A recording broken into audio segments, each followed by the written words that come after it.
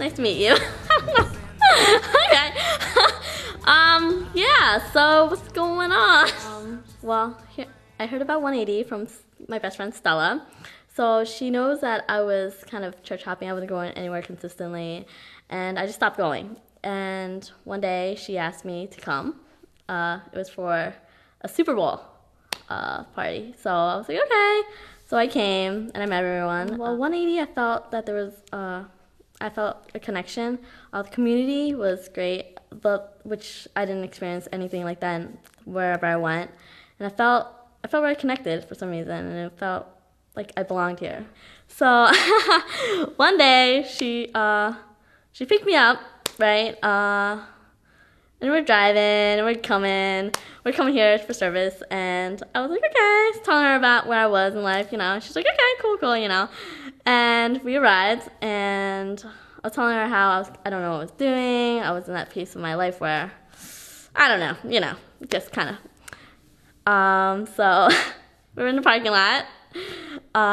She parked, and we're just talking, and she's like, so are you ready to dedicate your life to Christ? And I was like, yeah, why not? And I was like, what's that word? And it was on the tip of my tongue, and I couldn't say it. And then, so I was like, yeah, carpe diem. And I'm like, yeah, carpe diem. And I'm like, cool, okay. So, and then, so I didn't know how to start off. So she's like, oh, I'll help you, you know. She's like, she gave me the choice, either I could pray with, she helped me through it, or I could just go and pray myself. But I was like, okay, you can help me through it, because I didn't know what I was doing. So, you know, we prayed. I accepted Christ that day, and yeah, I'm here. So, yeah, and then we were, during the sermon, it's funny, because Stella was sitting next to me, and it came up, carpe diem, on the projector, on the screen. And I was like, whoa, carpe diem. And I looked over, and, you know, we looked at each other, and I just, got the chills, you know. The little breeze, the cold there, you know. So, yeah, and carpe diem, yo. So when I heard it, and when I saw it, I was, wow, God was amazing. Like, he heard it. He was there with me and Stella.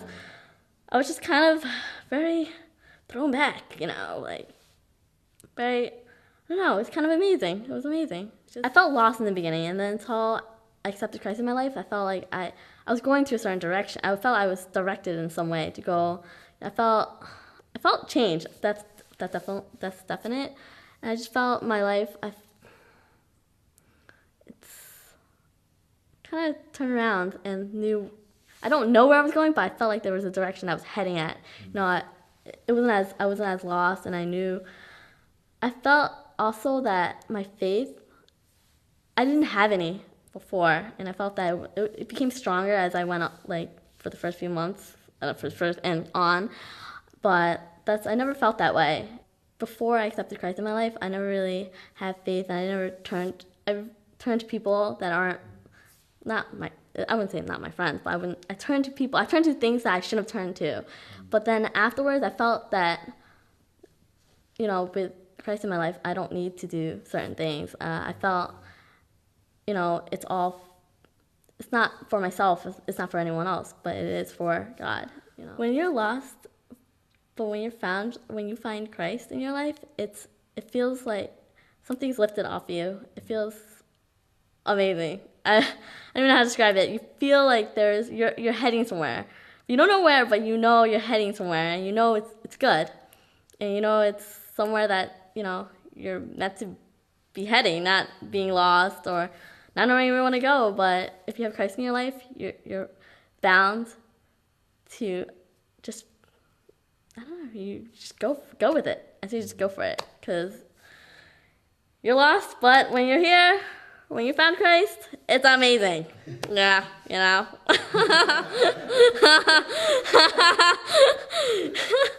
And that's it. Yeah. All right. Anything else that you want to say, or you wanted to kind of re-say? I don't know. Burns me up inside. I fan the flames to melt away my pride. Do I want shelter from? Hi, my name is Danny Kim. I'm 16 years old. I'm part of 180 Youth, and I go to Staten Tech. one day, a couple of the guys, it was I think it was Hungyu, Puffy, and Kai. They were waiting in the parking lot, not playing volleyball, and I was like, "Hey guys, what's up?" And they came and they were like, "Oh, we're going to 180." I was like, "180 Church." I'm like, "Wait, what?" And they told me about like how John John's gonna go come pick them up soon. I was like, and like right then and there, I really wanted to like play volleyball with them. So I was trying to get them to like play volleyball. And like I think I spent like a good 30 minutes trying to like argue about how it's a waste of time and stuff. But then like this like car drives right up into the parking lot, and then I'm like, oh man, damn it, I can't do it. Then I look into the car and I see this like short Asian guy in the car, and he's like, "Hey guys," and they all pile in, and I'm like, oh, gosh. Then as I'm about to like go, just like go out, he's like, "Hey, do you want to come?" And he's like, "Hey, what's your name?" Blah blah blah. And then because I didn't have anything else to do, and like I didn't want to play with like, I wanted to play volleyball with them, and I wanted to hang out with them. Like, I kind of like got into like John's car too, and like I was kind of forced into that car. So like and then like we did our introductions. I was like, "Hey, I'm Danny," and like right off the bat, like after 10 minutes after I meet this guy, he starts talking about like, "Oh, so Danny, I heard a lot about you. So you're the kid that smokes pot, right?" And I was like, "Oh, this same stuff, same story again." And it's like he's gonna label me, but then he's like, "No, I don't judge people." And then throughout the day, I went to actually 180 service. John, he was driving us back home, and I was like the last person to get dropped off, and it was around like 12 o'clock. And then I don't know how it happened, but then like it was me, and I was sitting up front in the passenger seat, and then he stops the car and turns it off. I'm like, "Oh, what?" And then John just starts talking to me. It's like casual conversation. He was like, "Oh, how'd you like 180 today?" And then the conversation really, I don't know, I just really hit it off with John that day, actually that night. Like it just started pouring out. We started talking about my life. Then I told him my story and my struggles that I went through, and I actually cried in front of him after I told my story, because I never really told it to anybody, because there's really nobody that understood me. But he put a hand on me and he was like, "Danny, I know you're going through a really rough time," but then then he started asking about my beliefs and my spirituality. He's like, "Are you a Christian?" And since I was raised Catholic, I did know God, but I never really got to know him. And then he started talking about how Christ could change all this, that could change how broken my life was. And when he told me that, I was like, hold on. When he told me that, that was exactly the answer that I was looking for for such a long time. It's like a way out, a way to make everything better. He asked me if I wanted to accept Christ into my life. And then I was like, at first I was really skeptic, because like, it sounded almost too good to be true, I mean, like, just accepting Christ into my life could change everything that, I've done prior to this. And at first I was like, wait, that doesn't seem real. But then after a while, it was like, if this guy says God could do it, all right, let's test God. Let's see if he could really change my life. And there I was like, yeah, why not? Let's go. Let's do this. And then, yeah, he brought me to Christ right inside his car. The first day I met him. My family. Wow. Like, to come to think about it, like, my relationship between my parents and I have like changed so drastically that it's crazy. I would have never thought I would have been that close to them, and I never thought they would trust me as much as they do now. I mean, My mom doesn't even, my mom used to like call me every single hour to see where I was at. But then now she doesn't even call me because like she knows I'm always here, at the 180 office building studying. And, she knows that I'm in good hands. I'm not doing anything bad. She gives us a lot of cookie. Yeah, she gives the staff guys a lot of food, like as like a way of like a token of appreciation, and like, my family situation is great. It's awesome how much God moved in me, so that the closest people that your family obviously notices that, and then they start to realize that you're in a better place, and they start to trust you more. Yeah, that sense of trust and pride in who your son has become, that just feels awesome.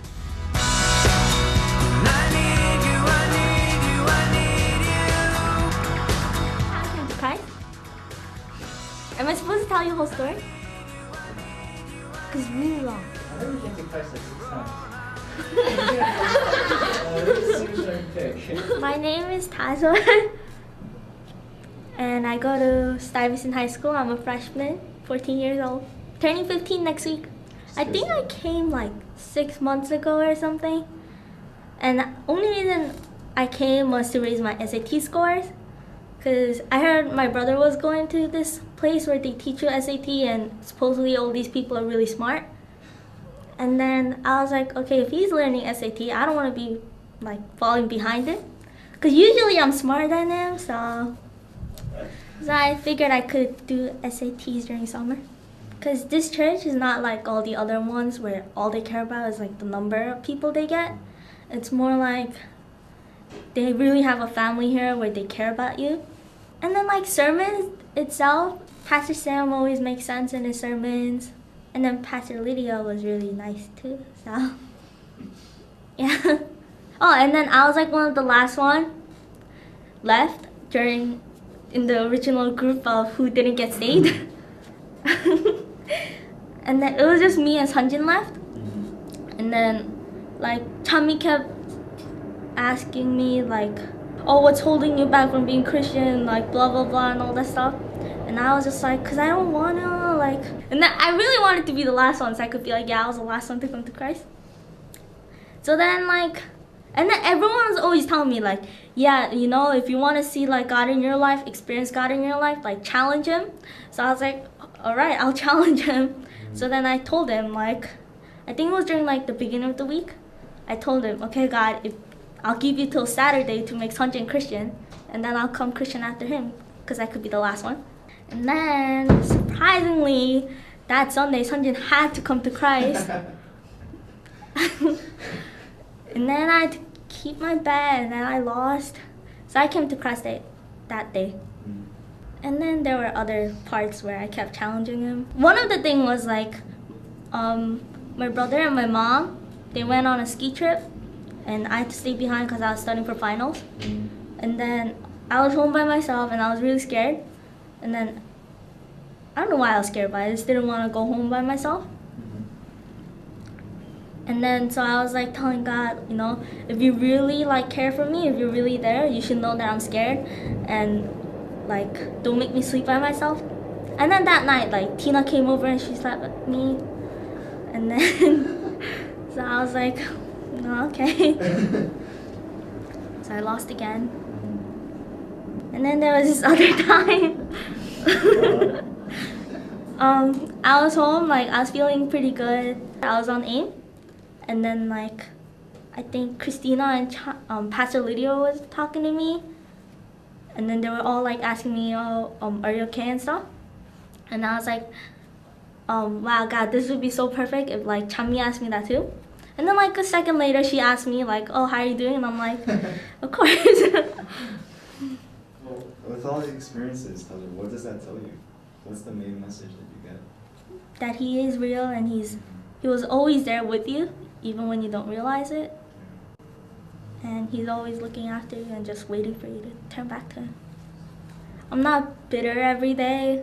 Like usually I enjoy being by myself, like being home by myself, because my mentality was like, you know what, people just screw you over, they hurt you, you don't need people. But then now I'm more social, outgoing, I have friends, and I have a purpose for what I'm living, like why I'm living.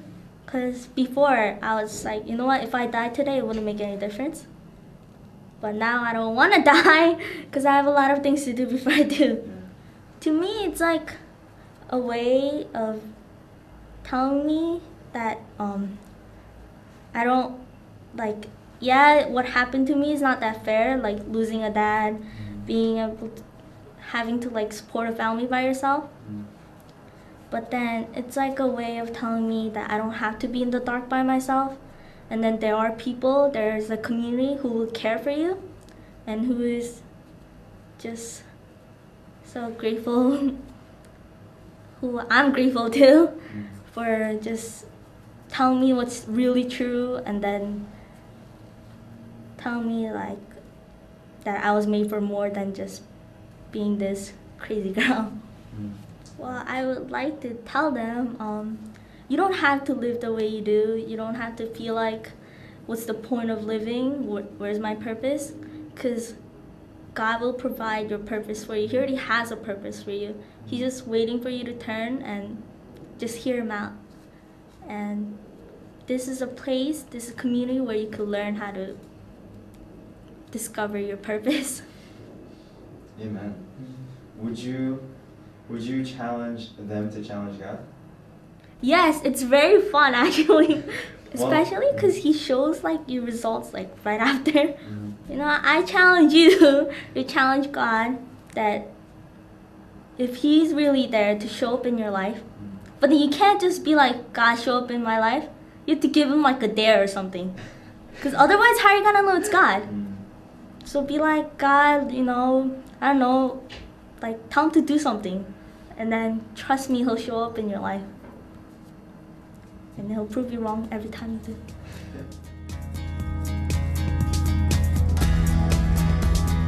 My name is Michelle Kim. I'm a sophomore at Tottenville High School. I'm 15, turning 16 soon. Woo! The biggest difference was that, like, you know, Pastor Sam's sermons, like, they made a lot of sense to me, you know. It was just like, it just made a lot of sense. And he said it in a way that was real, that wasn't like sugar-coated and candied up or all Christianized, you know. So it was easier to relate to, you know, what he was saying.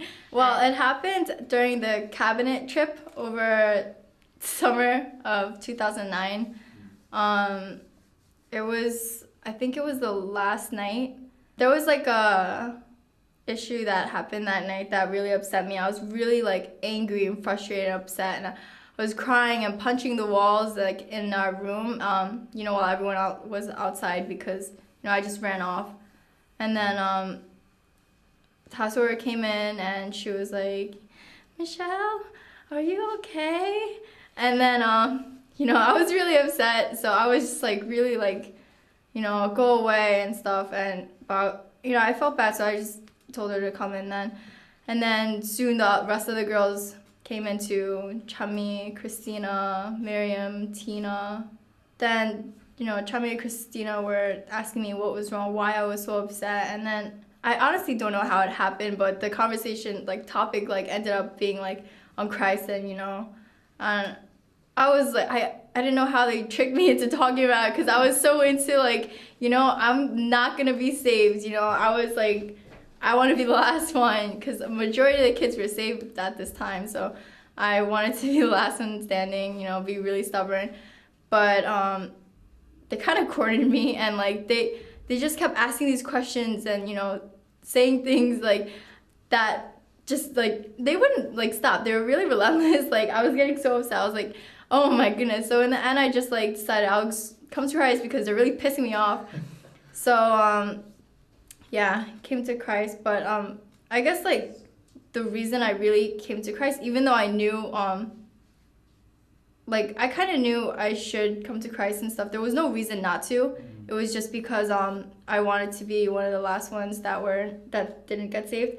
So yeah, but like in my mind I knew I should, because like what they were saying made sense, because it was all about like how I had no purpose, like without him. Like I'd just be living for myself, and I'm not stupid. I know money and like clothes and shopping weren't gonna last me forever. I'm just gonna be like really like, I'm just gonna keep wanting stuff. So I just decided to, you know, come to Christ then anyways, because there's nothing to lose except for my pride, but it's okay. I mean, now I do have like a big relationship with Christ, you know, like it's really important for me to keep God at the center of my life. And now the biggest change is like I'm not living for myself. I'm not doing only what I want to do, because I mean, what do I know? Like I'm just this 15-year-old girl, grew up on Staten Island, you know. Like it just doesn't sound smart to listen to what I want, not even like what I need, just what I want and stuff. So like ever since I got saved and stuff, I've been not like all Christian-y, but you know, I've been just like allowing God to move in my life a bit more. It was really, it's still a struggle to, you know, trust him with everything, but you know, I'm working on that, you know, keeping God at the center of my life, because I can't control my life very well. I don't do a very good job. But yeah, I guess it's like my actions, like I don't just do everything that I want. I kind of think about it more often, and you know, am I doing what I believe in? And I guess now I have a lot of accountability, because I have my small group and Chummy as my small group leader to keep me accountable, so I don't do bad stuff anymore. To me, the Father's House Project is, it's kind of just like, I know it was because of like tackling fatherlessness in our own backyards and stuff.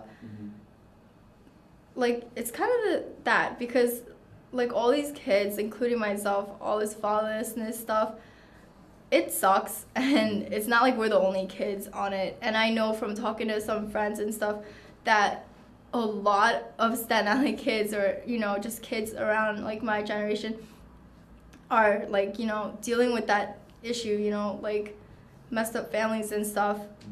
And I just, when I think of Father's House Project, I think everyone can come here. Everyone can be here and just, you know, learn and grow together. And I'm just like, when I think of Father's House Project, it's gonna be like this big thing to me. It's not like this little, you know, Staten Island thing. It'll be like huge. It'll really grow, and I believe that it'll change everyone's lives.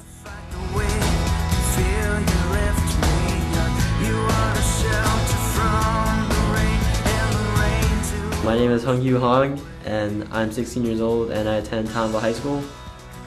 And yeah, I first heard about 180 through Puffy, and well, I first heard about it because he told us that there was a barbecue, and well, I didn't want to go at first, but he convinced me to go, and everybody was going, and there's free food, so I might as well just go. So I just went. I didn't believe in Christ, so I don't know. I guess it was boring, but it was actually different, because Pastor Sam's sermon was actually interesting, and it wasn't like anything I've heard from like any other churches I've been to.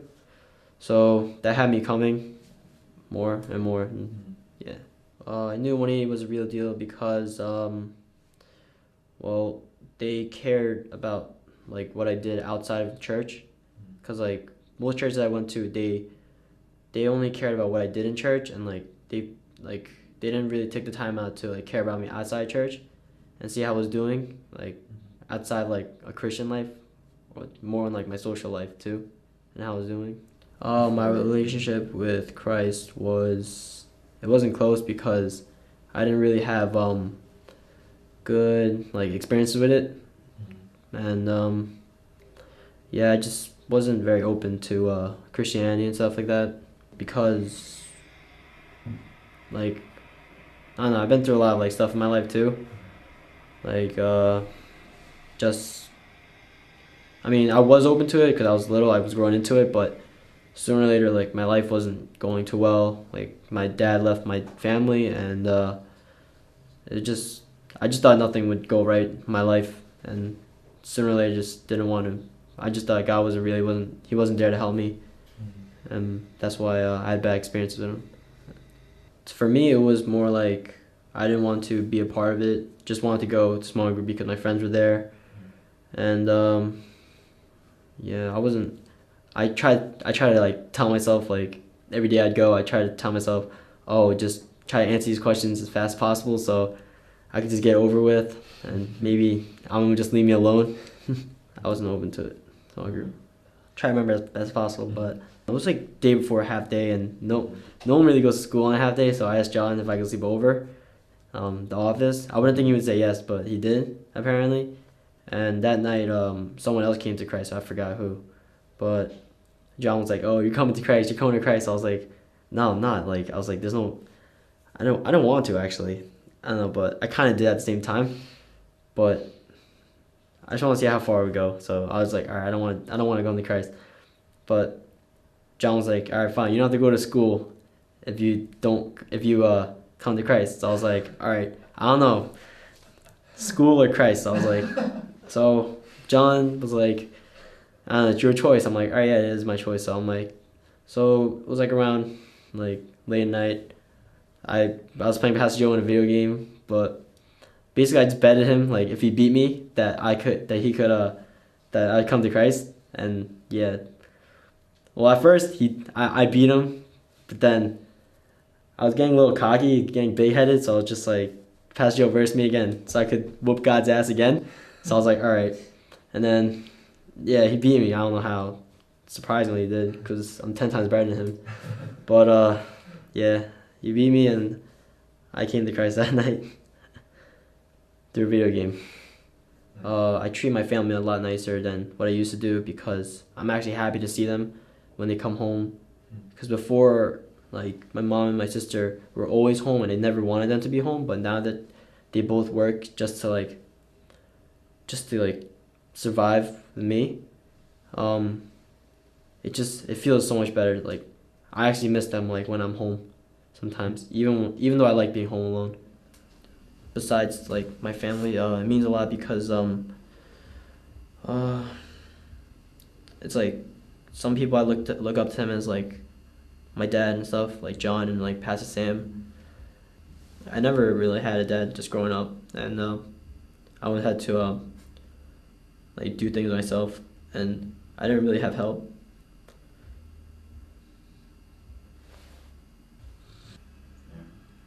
There's a lot of safety there, right? Mm-hmm. Basically, it's like just helped me a lot to get through everything because it gave me like a dad.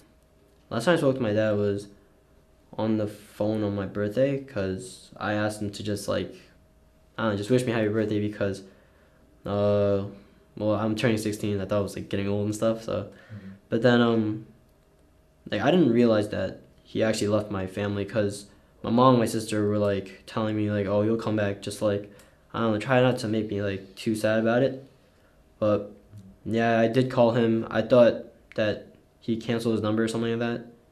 But then I called him again. He picked up. He just like, I mean, yeah, he picked up and it was someone talking in Korean. So I just knew it was him because I can't just coincidentally just call somebody and then it's just like a Korean person, whatever. Yeah. So it sounded like him too, so I knew it was him. But then I told him like, cause I wanted like to rent something and I needed his credit card, and I was like, it's my birthday and stuff. And I was already sad cause like I thought he forgot, but then he just like told me like, oh, who is this? I was like, yo, I'm like, it's me, it's Hungyu, it's like your son. And then he just like, oh, I don't know who this is and stuff. He just hung up and I was like, just kind of like, I didn't really know what happened because I was in shock, but like, yeah, that was like, yeah, it just blew over, but then it just blew over that night because I didn't understand what really happened. So, yeah, after like, and then after small group ended, I forgot some topic was like, I forgot what the topic was, but it brought up like like I was just thinking about something. I was just thinking about like that moment. Like it just came to me. Like I forgot it after like 3 months. It just came right back to me. I was like, oh crap, he really like basically abandoned me. So I was just like, just.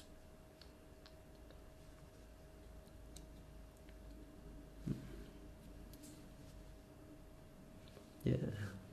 Well, I feel more comfortable now, and I don't always like. I try to like not think about my real father too much, but now that I have better fathers that are here to comfort me and stuff, like whenever I need need help, and it just feels good, and like I honestly I don't take it for granted like any day. Like I know I'm thankful every day to God that He blessed me with like better people to help me in my problems. I look up to them because yeah, basically they are like my parents and family. So I know they wouldn't abandon me too. So I have my trust in them too. One moment that really got to me was like when Pat Sam took me to the game. It was good because, and it felt like I was in the right hands because, like my real dad, like he brought me to a game before, and just going to another game with like someone that's like a father figure to me, really meant a lot to me, and I wouldn't think I would experience something like that again, but it was even 10 times better than what my like what happened before, because I got better seats, and I got to see like LeBron up close and stuff, so it was cool. All I